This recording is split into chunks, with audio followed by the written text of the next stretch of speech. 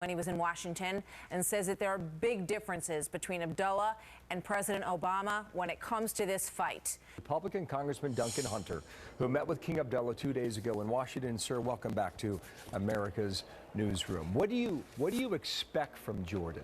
What do they expect from us? Jordan literally expects things from us like these things. The King actually brought these things up specifically. Hellfire missiles. He said, we try to get Hellfire missiles. We're going to run out of Hellfire missiles because we're dropping so many, shooting so many at ISIS. And the State Department, it's a 6-month process for them to get Hellfire missiles. That's why he was at the Armed Services Committee. He said, we need fuel. So they literally need ammo, bombs, and they need fuel. And that's what they're going to ask the United States for.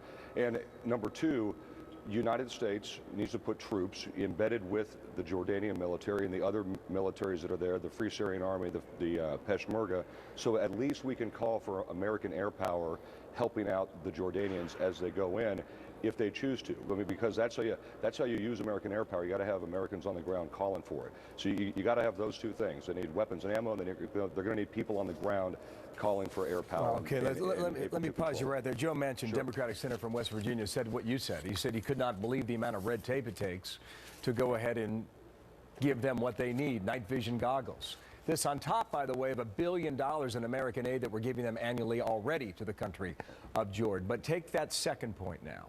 Are you suggesting American forces will be on the ground in Syria on behalf of Jordanian forces? I'm suggesting that they should be if we see ISIS as a threat and as a world threat, which I do.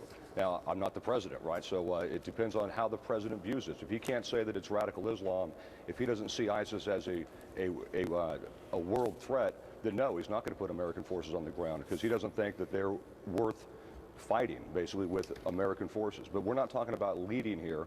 We're talking about embedding with the Jordanian forces and other indigenous forces there, just so we can, at the very least, call for American air power and control it and watch those bombs hit the ISIS targets.